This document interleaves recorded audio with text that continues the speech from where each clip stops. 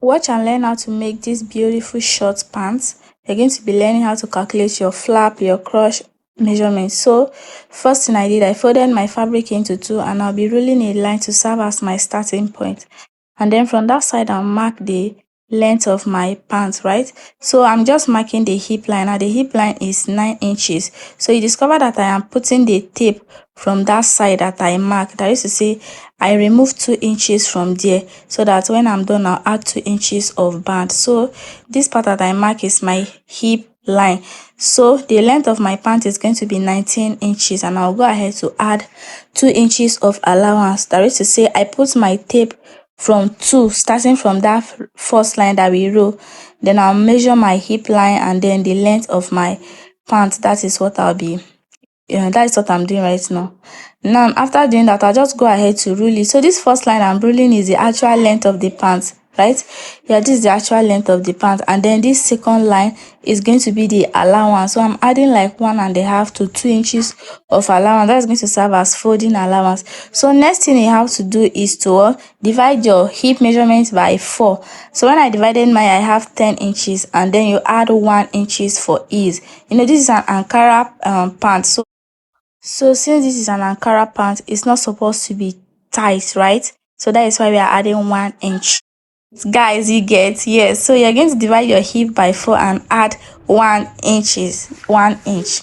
Now after adding 1 inch, so that line is going to serve as your croch line, and then this part is the hip line.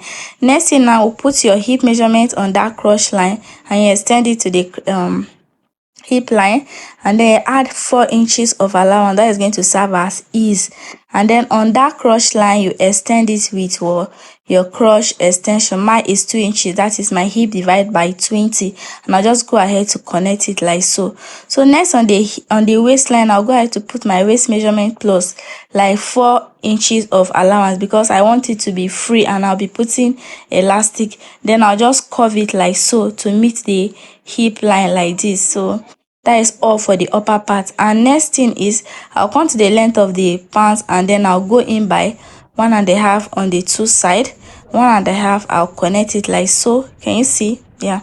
So I'll go ahead to connect it, and then I'll go to the other side. I'll also go in by that same 1.5, and then I'll connect it so that the pants will have a little bit of shade. This is for female, it is not for guys, right? So that is what I did. Now next thing is for me to add half inch of allowance to this our crotch side, so that is going to be our sewing allowance. So that is all for the front, right? So if you have any question, you can drop it on the comment section. I'll answer it. So what I just do is I measure my hip measurement, I did my crotch measurement, which is my hip divided by 4 plus 1 inch of ease, and then the rest is just to add my crotch extension and my allowance, right? So that is all what I do. That is basically what I did here. So this is me just trying to cut it out, right? This is me just trying to cut it out, and if you can see it very well, you see that the shape of the hip is there and it's looking so perfect, right? Yes, that is how it's supposed to be. So this is all for the front. Now for the back, we just fold our fabric again and then place the front on it. So the front now is going to guide us in cutting the back. So note that when you are placing your own fabric, when you are placing your front on a piece of fabric before cutting your back, make sure you have extra allowance up there so that you are going to be adding up. Why we are going to add up is for you to cover your buttons very well. Now after placing it, I'll just go ahead to extend the two lines. This is the two line we'll be working with, right? I'll just go ahead to extend it, and after extend it, I'll just go ahead to mark what I have on the front part, right? So next thing now is on that upper part, I went to the side by 1.5 and then I connected it slantly, right? So next now I'll put my crotch extension for the back. For the back, I'm using 4 inches. That is my hip divided by 10, right? And then on the upper part, I went up by 1.5 so that it can cover my buttocks very well. So you discover that that part is very slanty. Yes, it is slanty so that it can cover the buttocks very well. And next is to replace back the waist measurement we took for the front, and the other things are the same. And then from that side, I'll just connect it down. Maybe I'll add like 1 inch of allowance because we have already added our allowance to the front. We don't need any much allowance here again. And I'll just use my chalk to straighten the line very well. And next thing is for us to go ahead and cut.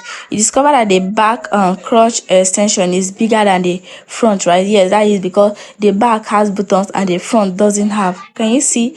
So this is all for the cutting of the front, and then this is for the back. So this is it. Next is just for you to sew it, and that is basically how to cut your short. I believe this tutorial is helpful. So if you find it helpful, give it a thumbs up and see you in my next video. Bye.